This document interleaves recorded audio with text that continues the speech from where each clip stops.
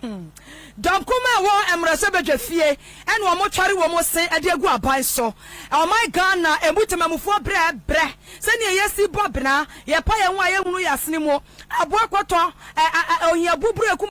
abotone ne ma egu anwa prada so ebiesi ya no ma yeje ho bia nye no tesa wore ban ene emu mpanyufo a kamea yesa ade kyea de saye nyina so wo mutu skegu ane so wo mutu skegu enkombere nyina muguso aso na ya mefo a mo we kwan kra se musika etoso mienu na beba aye bose amokwaje etitimamufo ho ba ye de han wo mo we ya asama dom kuma wo mrase bedwafie wo mo de tudwa no mo kyeremu a aya wo mete papa ese wo mo de brofudi dede bi ba yesa sky train na se kete ya enam wiemu bi wo mo be ya bi kura wa Ghana ha no mo ama amanfo atufa se ne awuti wiem hye mu no sa na nkakete be ye na ne ba ye ne se sa dwumadi o mu die na ade nyina yi si esu o makotu esika $2 million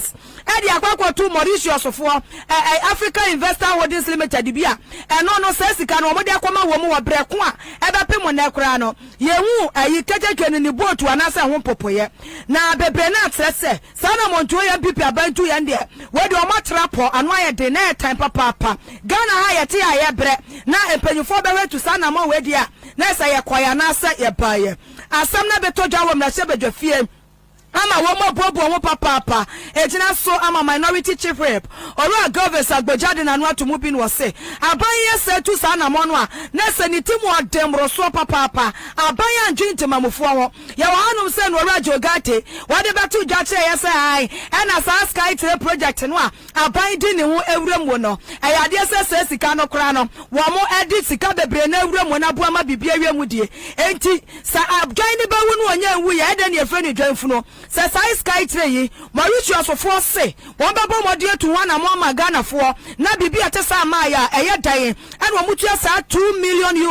no e mane kwanta auditor general's report ye ba ye na senya hum kakra na wo hwe sa Mauritius sa company ya wo mu etua sika $2 million ama wo mu from Africa Investor Holdings Limited no a wo hwe mu pefe kra no a wo mu ni to me krata bia ya wo mu de ye adwuma na kampese aban eni amutemamufo mu panyufo ho ahai wo mu apre wo mo amoma kwatua sa sika no ade ye ya wo mpa ora governors agboja eje ho kire wa hyew ne se ne nyina nkamfo ano amfam ma se bedwafie mpo se ebi on beje bere bobo ho se ye be kwatua sika no ye beje atum da be ne ye betua na se bibia te sa ne o mote ya ne se $2 million no just wo motua kra dadada ama na kwa eno sam saba be bebre na sa semi no ora governors agboja se emu ya se no my God na mutemamufo bre da bia da ya no demu aye popna no eya ye sa ban abunu egu na so ache toto ene sa na mo a wotu ese fata ekwo wieche ade ohaw ne abinidie eba bejam temamufo eso to set up an SPV, special purpose vehicle, in Mauritius. And before the company actually even starts to do feasibility study, someone in government decided to pay $2 million to this entity. Then this year, January this year, the former Minister for Railway, Honorable Joe Gate, one of the people vying to be flag bearer in NPP, gave an interview, and where he suggested that he never said that the SkyTrain project was going to be funded by government. I'm not sure whether he's reading what he himself has written. If government was not the one funding the SkyTrain, what was the $2 million meant for? But the important question is this. When you have a situation where the minister then says in 2023 now that he always believed that before the project takes off, there should be a cabinet approval, there should be a parliamentary approval, PPA approval. Since none of these things were approved, in fact, the Auditor General report suggested that the company did not even have the necessary license to operate the system they wanted to operate. So the question is, what was the reason for government to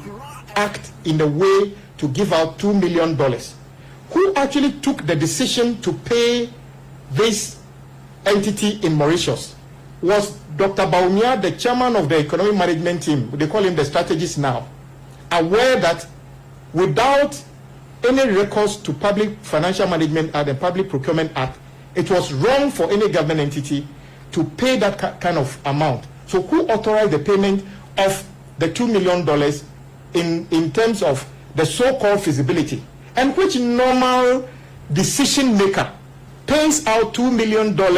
for a feasibility study before, as they put it, the project will determine whether the project is bankable. These things only happen when it's an organized crime,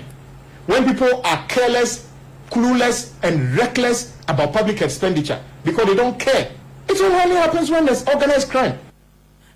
Nessa idea where the more yan and more ram, Ghana higher TS at Mamufo Brani Ebranso, a bypass MPP are buying their chia. One Jane Ghana former Bako say, no governors at Bajan Samanasoa, and was say, Adia Wamukra Biomono Yase, when you now come for an Abai Sandisika, $20 million US. Echo Kora, Accra City Puma Hotel Project Bia, says a site in a Cranfimi and Nuachomukonia Bapem Sese, walk was site in a Swahoo, and say obia na ni dawo pa sabe na adwene mu dawo a che so hu so ya correct medulo blogata ya adwuma na wopa my Ghana yie no enya de se saafo ni bi betu anamo a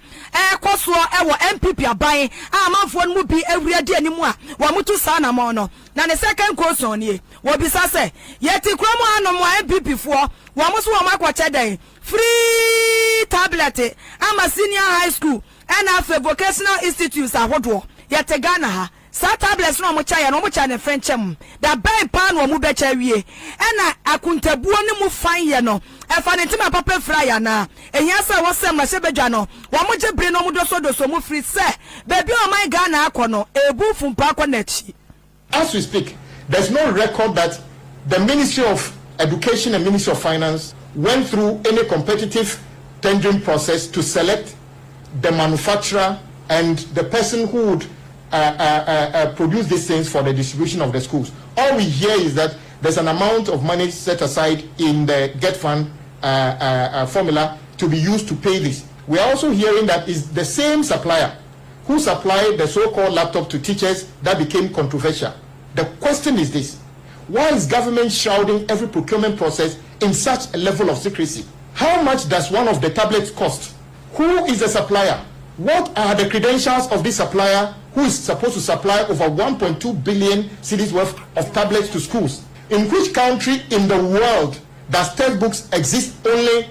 on tablets? When we encourage young people to learn how to read books, carry books and read as well, who is going to own these tablets? Are the tablets, when given to the students, going to remain properties of the students? What about communities, including some communities in my constituency, where you cannot get, telephone connectivity? How would they be able to service this? How would they be able to get the latest versions of the books and other things? Once again, government thinking of their own parochial interest of thinking that they can influence SHS students during voting. So you can ignore basic schools, you can ignore universities, and basically say that we are giving tablets to, secondary school students because they may be able to vote. And we think that the expenditure of 1.2 billion is a huge amount of money that can do something for this country. Parliament is going to institute the necessary motions to call for a probe into this act of the supply of the tablets, which details are shrouded or known to only the education minister and the government, because this is not the best way to run a transparent government. And here, Kotia Ye, a governors Agboja one no, and a minority chief whip. Ya so na yakoyanim yatin kraya yatin puano na yatin puano so yatianum enti yaba Agboja di de oyamrasebedwani mrasebedwafiane ye woyanyina hwa yanko ba bia na mrasebedwa mansamba ko abobafiri oba na busuanya nika wada asode bopitiri na tie sanse mu owrampa sa yada ene ye nan gu abonten no manyimu emperifo ayamra de abeto se ade ayamfra langade fwa one mon nkrofo ehom se wo mommo nsase ko ban no emra no ayaya de bo ensase ko ban no e kaseti asa langadism no na ye kaso obi ye langade a de e pese ye kira se nipa bi a wono no ane additional ni bi kura kire mu se omo ye organized criminal group ya empro homu a ye se jesi wo mommo nkrofo nsase ko ban se wono ane de anase ofoforo de na mom ansa no betimi agbasase ne ho ban no as why yes true violence. I just want the awuruka samni akamia kamie any atuoto any akontima and yes adie no na no na mmara ne hwe di yes ɔmma kwan ɛma saa de no ɛnkɔso na wabra yɛmma kwan ma saa de nkɔso no saa ne yada ɛne na agu abɔnten ewiase mpani sɛ bɔbɔ chichie wo fi nsuase bɛka kyerɛ so ɔda ntima wu a wone hwan ɛne wakɔgye na kyinye abusua ne ayi ne tire sɛ chief director kwankyerɛfoɔ pani a wɔno na da abaya suaye a ɛno hwɛ nsase ɛne ɔbɔ adeɛ ne ma so mekyerɛ Ministry of Lands and Natural Resources kwankyerɛfoɔ pani chief director ɔda no yɛfrɛ no Professor Patrick Agbensiyale na professor enenei wakɔkɔhyia ɛyɛ committee bedwaku a wɔnom ɛhwɛ saa nneɛma yi so ɔba adeɛ nneɛma so ne nsase so ɔmrahye bedwafie ana ɔno makɔdi nkɔmmɔ bi ne nkɔmmɔ de ne mu no anoma akɔkɔne wabɔ hwɛma gu ɔmasom sɛ munim a meka kyerɛ mu pain mamate aseɛ sɛ ɛnsase a ɛyɛ aban dea no sɛsɛi nea ɔwɔ baako a ɛtɔ dwa ne sɛ aban no akɔntrate ayi ministry no akɔntrate langasfoɔ so amo na ɛmmɔ saa nsase ne ho ban berekuwa no aso ministry so na yɛde ɔmo yi adwuma ɛyɛ langas no ɛne yɛde ɔmo yi adwuma gyegye saa nsase na nkurɔfoɔ ɛfom ne bie na no na minority members ne te asɛm no kyɛ sɛ dabi adeɛ bi hɔ nom a yɛtrɛtrɛ ho a ɛbɛda ne kwae yɛntwapo ma mɛnwanse no yɛtenten saa asɛm wei a ɔpani no abɔ so de akyerɛ wɔn no ɛso ɔmo to ho anammɔn ɛsiane sɛ yɛma yi mu mmara mma kwan ɛma sɛ be yɛnkɔfa langas pɔ so ɔmo ma aban nsase na adɛn aban no wɔni mmara no anaa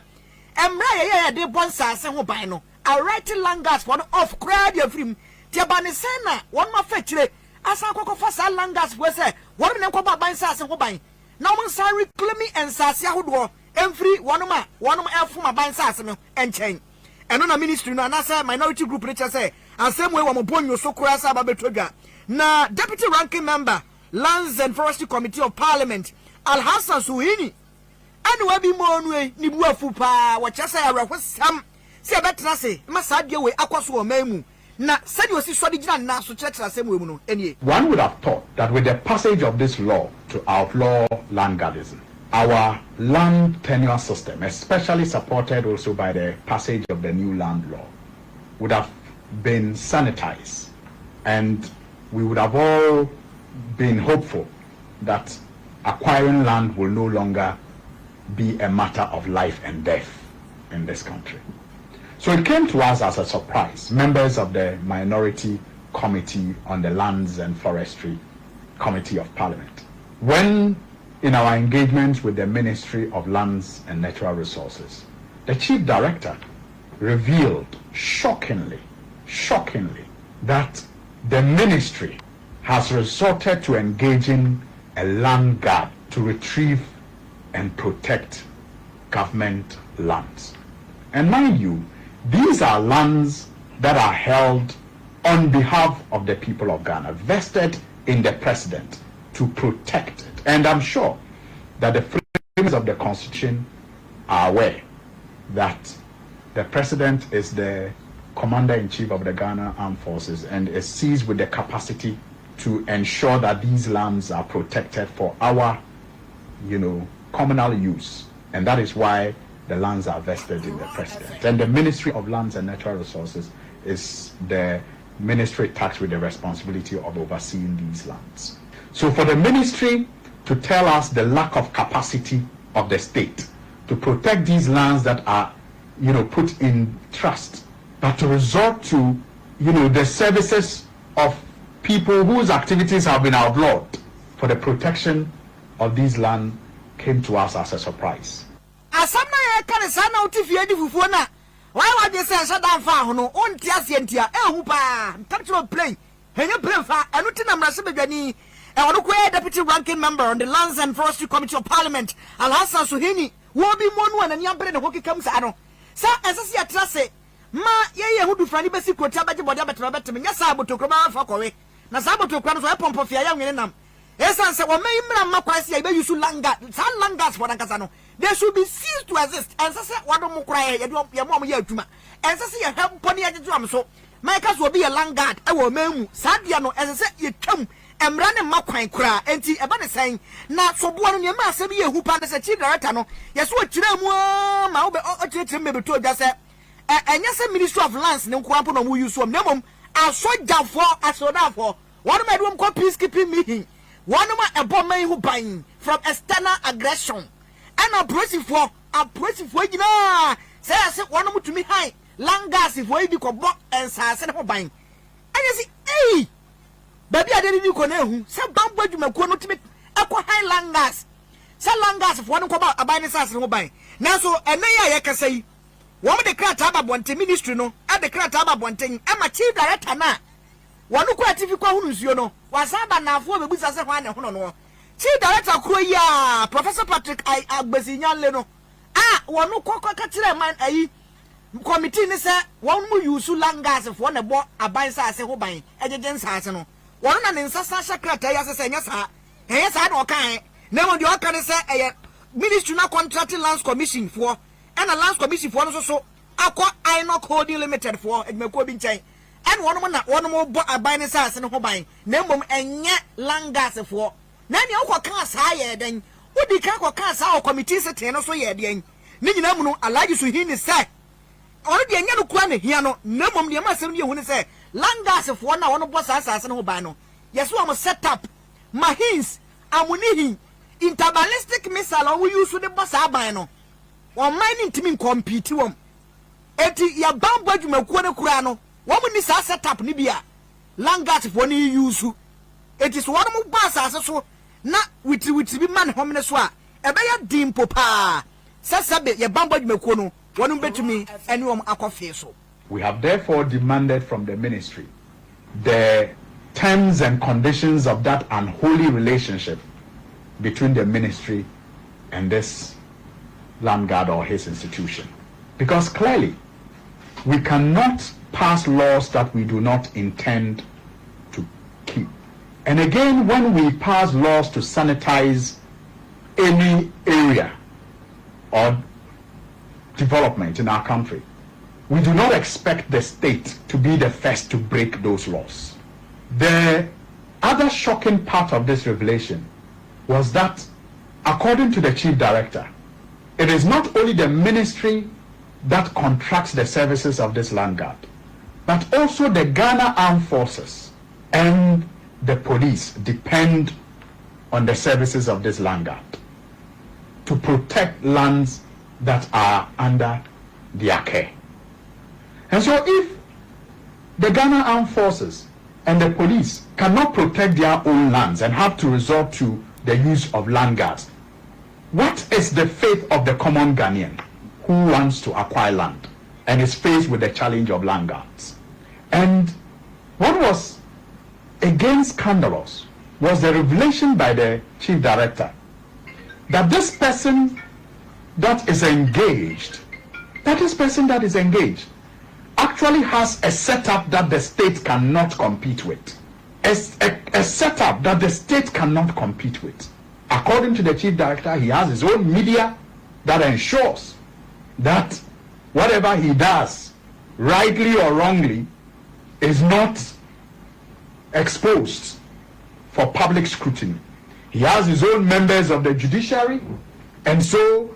he gets away with whatever law he may have broken in the process of retrieving and protecting land. He has his own security that he deploys on these lands when he retrieves them. And at the end of the day, he comes to sit down with the ministry and he informs the ministry of the cost that he has incurred. And the ministry compensates him by dashing out, some parcels of land from the whole that he has helped to retrieve. The person that is engaged actually has a setup that the state cannot compete with. Sawate, yeti akamia sa yen abua nansi nenkakranka krobe nane chamfo ababe kaya ngasa. So wanu wankasa wa setup bia state ni yentimi compete wam de emu ahu pa. Hena wote se Alhassan Suhini, we deputy ranking member e Lands and Forestry Committee of Parliament. Did you upper can titia ne se langadism no ehu hia siza na langadism na mka George Siedu no ade na keje lankalalism ina makalankalalism duwa mese langadism anu atwa lankalalism ana Doris Hano se keje ene so do masasi ye yentu as Makalankalezi. Na mapenda da John Dramani Mahama atutwa ewo Bole Btzmboi abato peso so na asemo kanyina ne sanyakopon eya adomu a 2024 endi samanyo kono ebedi nkunim kase pa na gina so ama ekunimdie ayo mamu ni nyina de afisati mamufo bre no enya sem ketwa kra mapenda da John Dramani Mahama de sasem nyina atutwa ewo mandari ya eno ewo Bole nananum atena konwa bria na kanipa nyimpe ya na koda Savannah Accelerated Development Authority etwaniti awasada no Alhaji Gilbert Sedu Idi wamo edine to asie konwa so prekope eso wonbeye mandari wura na wono kro ya no ye kane etifido mantam ne so afo na ye ba chief executive officer dibre no a wone ne no di kan yo benya dibre bi atesa ema Savannah Accelerated Development Authority etwaniti awasada na Alhaji Sedu Idi ebria na amanfo etwane ho ahia no mde ne tu se konwa so na efa nkasa amanrani amane akasaya na nya asem ketwa na mapenda da John Dramani Mahama wo moto nsafre no a ebeye nyonyam shakasi pa na somodi tu dwane so wo mokoso no nsuo enchen opefi se nkunimdie ewo omamu ni nyina enem ne atie bia 2024 endi samanyo ko no ebedi nkunem enti abotoya momra. I also said I want to stand here to thank the people of Mandari. Recently we held our primaries and all of them were brought to Bole to come and select the flag bearer for the NDC, and they voted overwhelmingly for me. And as a result of that, I won a very big victory, 98.6% of the votes. And so now that I've come here to Mandari, I take the opportunity to thank them for the good work they did for me and to thank all the people of Bole for the victory. But that victory is just the small one. The bigger battle is ahead, and that's the 2024 election. We all know what we're going through as a nation. We're in an economic crisis. Things are so difficult. There's hardship in the land. And the people who are in control of affairs don't seem to have a clue what to do to salvage the situation. And so I'm sure that in 2024, by the grace of Allah and the good people of Ghana, the NDC will win the election and come back into office so that we can turn things around and bring relief to the suffering people of Ghana. And so I want to thank everybody who took time off to come here. Mampeyida da John Dramani Mahama wasama nanso wa en Clṣshês mandari wura ora Gilbert Sedu Idi waye dwuma so papa na yehwe dibra wodro ewo enyumekwa wodro a ewo man Ghana mu hanum sei agriculture agencies awodro ene ne ekeka ho a wadimu akotene di mu ntintiman pa ene anyame ayadom na wababa yo hire propro e de amanfo ye omo mandari a na se ne kwanso ane no womanu mo ene adwuma. You all know our brother Galba Mandarura is a person who has risen, from the ranks as an agriculturist, Deputy Minister of Agriculture, Northern Regional Minister, Chief Executive Officer of SADA. And so I think that this is a fitting climax to his career. And we thank the Safana and the traditional priests in Mandari for accepting him with both hands. As the Safana said, in our Gunja traditions, they all have their roles. And I believe that our new Mandariura, with the kind of person he is, a very patient person, a very dignified person, I'm sure that he would have a very successful tenure as the chief of Mandari. In our hierarchy, John Dramani Mahama wasama nanso wa en Clṣshês mandari wura ora Gilbert Sedu Idi waye dwuma so papa na yehwe dibra wodro ewo enyumekwa wodro a ewo man Ghana mu hanum sei agriculture agencies awodro ene ne ekeka ho a wadimu akotene di mu ntintiman pa ene anyame ayadom na wababa yo hire propro e de amanfo ye omo mandari a na se ne kwanso ane no womanu mo ene adwuma. You all know our brother Galba Mandarura is a person who has risen, from the ranks as an agriculturist, Deputy Minister of Agriculture, Northern Regional Minister, Chief Executive Officer of SADA. And so I think that this is a fitting climax to his career. And we thank the Safana and the traditional priests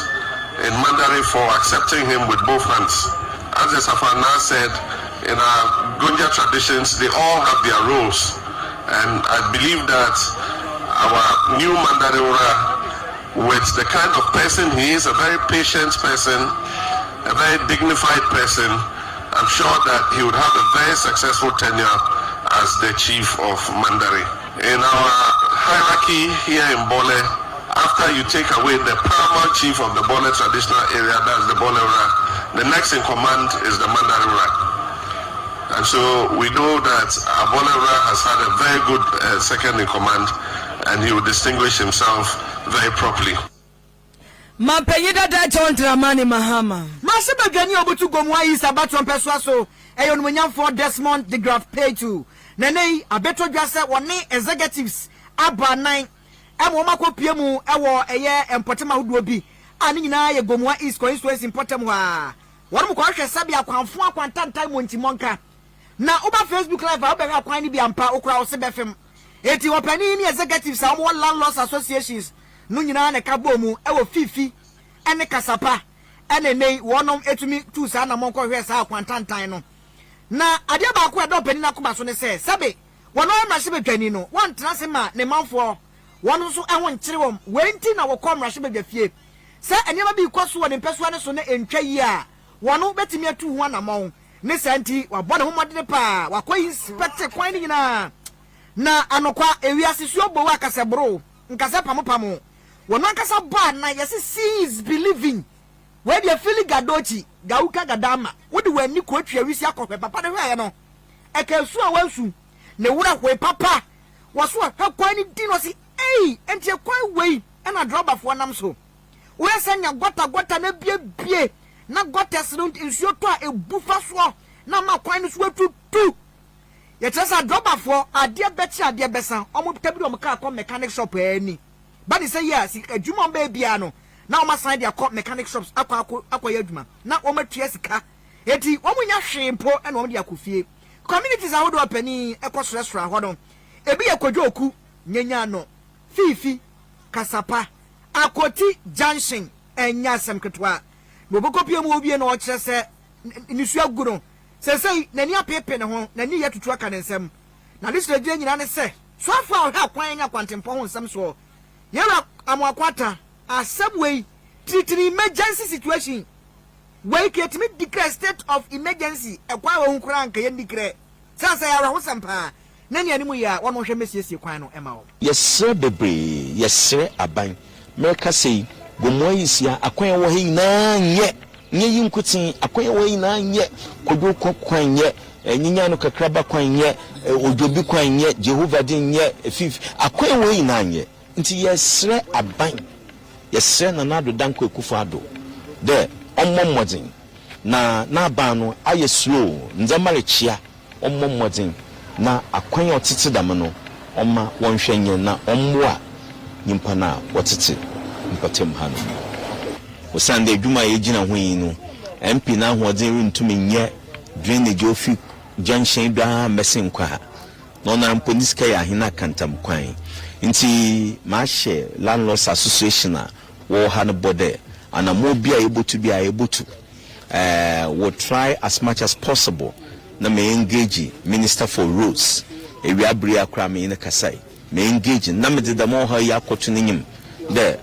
minister men krofa wotia no wo hu amanze akwan ne nyenyenyenye karibia nko BBC a wo hu amanze na ya hwede at least no se kwan na rempo na won fa kotare ngudu a wo de won beye drainage na wo ha no one fail na kwan no ndado that one alone is a first step na afi no ndame yeyi a ye de kotare begudu because Ghana ha wa kasa bebre na no megidi there so mo aye drainage system wo akwan nyina do no mo de light right a fail in kama nka kasa ni na beye den obokofo au opani kanaka bio fantini bekasa kanaka bio ana kanaka bio mani ya fantfo de no na era wosampa wa kwana ya kan wasapsa no unti wabitia na wohwese nya DJ editor no mso mutie kase boy Africa so a na wohwese nya omo kiresa kwan nya ho a wam tse papa rom da na se pa ntie nei mrahye badwani ne executives ni nyina nya kwani CTV ne Accra FM di komo anum za aside di kam de ma Accra FM ni CTV for si atime tu anamo edi papa ya kire na oni executives yo mutu anamo be hwe akwan so ye so ya betwa hu foni nyina akwa ka kire Ghana for brekwa no amu so no ewiase bi ofu dua pa ne piano onimonya for Desmond de graduate to ya de pa no munya ya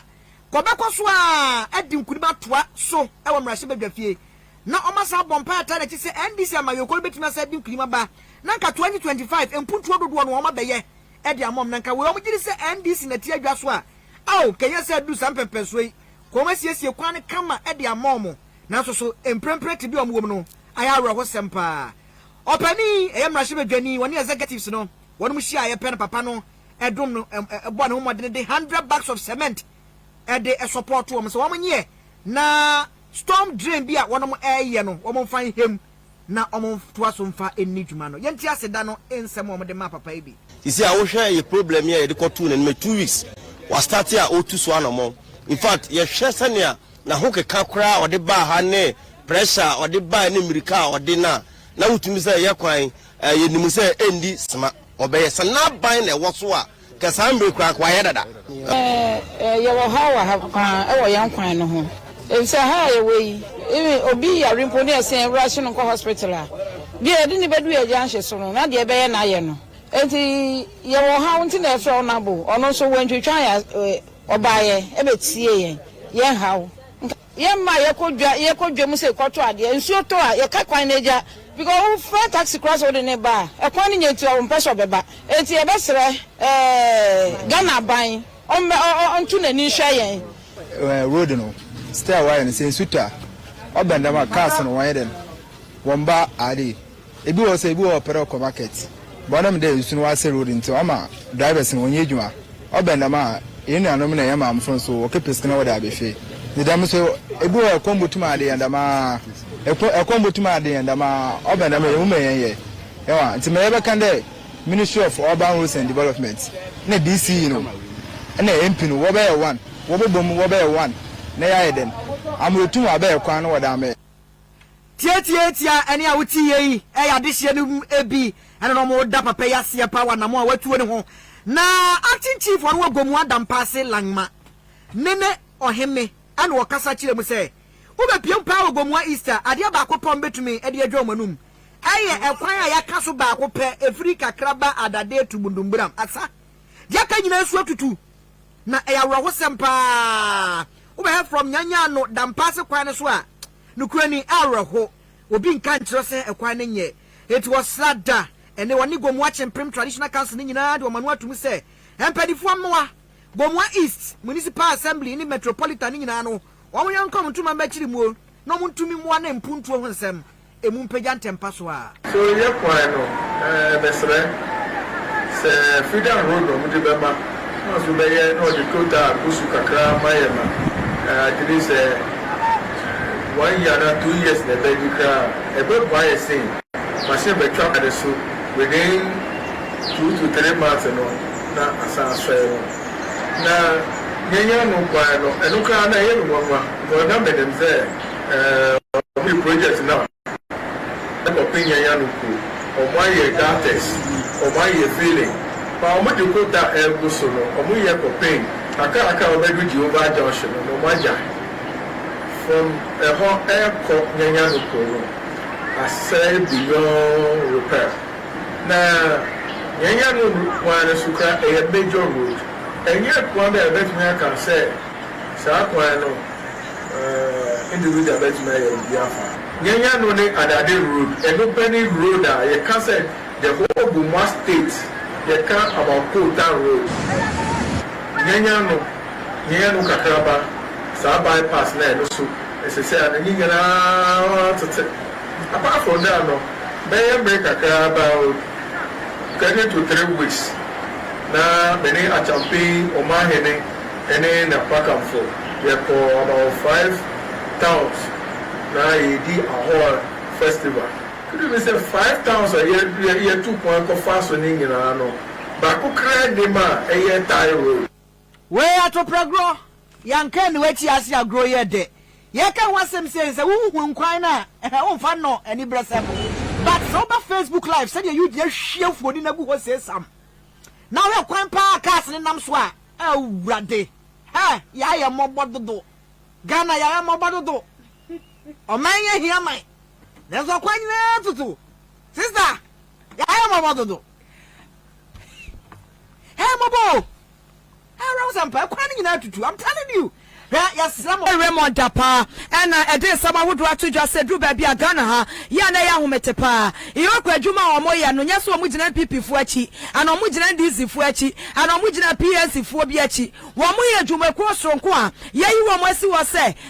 Ketas dream dear Proyenia to trust some, and in some Bonidia Quaswano, Wamobama dear to one a monomo from an India trip, no Munya Munchimo, na Ebada to woman answer, assigned to me ya womo ewa, Attorney General so ejina so etu wana mo sanu omudumedi a womudie na ya Ghana ha ese yo motete bisai ena yo kofu akra de NDC fo na apa wo MPP fo na apa wo mo eti abeye ya pa se yo kofu mo amanfo ho ayo madwuma aban bi ba betena so no ebi obi ya bo chairman ana obi wo dibre bi wo komu a wo ba se yi nipa na free office ebi a NDC ni panyin na MPP ni panyin na aba no susu se nipa na woda yo ko ano no ense fatasa wo so woda ho ebia wo hwe na manyo okuomu a enkrata wo ho no nipa ni dinim na no na oru Raymond Dapa se eyadwuma no wo moye enti wo mo no wo mo ndoma manyo samo nya manyo sembia enti sempanyimfo be mo mani efri wo mo so ewo saa ne ma wodo empempi ya o motadidi wo mo no a akabebu apa ebre na wo mo eda wo mo 5-year strategic plan ewo enkran ha no ena oru Raymond Dapa de sansemi tu dwa wo de bebre no na eka ho. If we are serious in fighting corruption, we should fund these organizations. Yoko has to virtually go cap in hand to look for money to run the affairs of the office. People don't know this. This strategic plan can only succeed if government gives us support and funds it. Ora Raymond Dapa ne ana ye kotie ye no na Chief Executive Officer Mayoko COP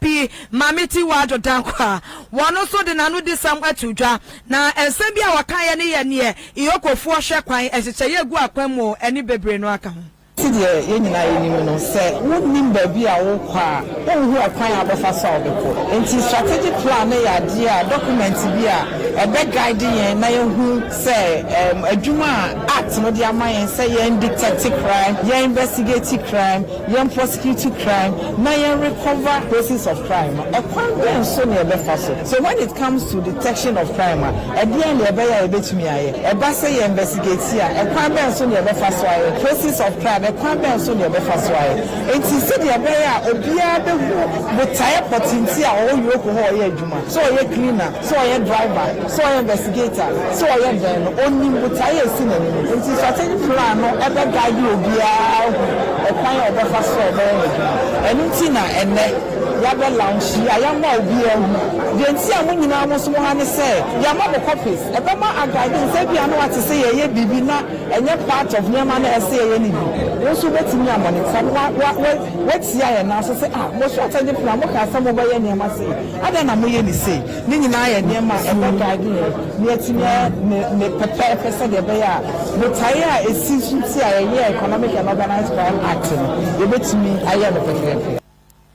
eni ayekotie ye COP Mamiti Wado Dankwa wono ena ye Chief Executive Officer oda yokwa no afei Head of Public Sector Governance Edema Commonwealth Secretariat Dr. Roger Oponkrante wono so de kokobo emu ode mamanfo no wotese seni so ade hunu ya wo mo science ye wo mada na die no se betumi aye adwuma ma na wiemu di a ejina krankra bia so enye so mo de o manu aka ne sa keke ehia so mo nyina be kan bom no motu wana mo na edimu na meka ni se strategic plan no ansana ubetimi ama aye adwuma no eniema enan nsemu enan ena yeso strategic plan no itimi ansa ni dikan ese strategic plan itimi kire adwuma na awoye no ehefa ena mugina bia ewo ne tusumi no ese wosi ye kone sen ekwan ben so na ye befa ibuku ba bia pese ye kone ibidu ne toso nan eni se ubede wo hu se ba bia wo kono wadu ubede wo hu se menam kwan no so na menya try because ne di kan me say ehin ne yewo na to so mi no me say ehin na ye ko e so hu ba bia wo ko the to so mi ensa e kwan ben na obefa so a obedu fa kwa opeso wo ko no na ne to so nine obedu wo hu say onam kwan no so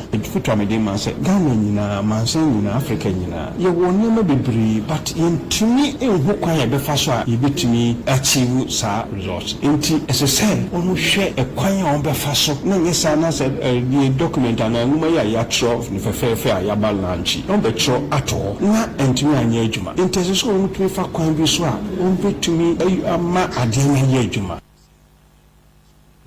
Dr. Roger upon granting na yekotie ye no penyepe ya wada public sector governors ano e de ma Commonwealth Secretariat.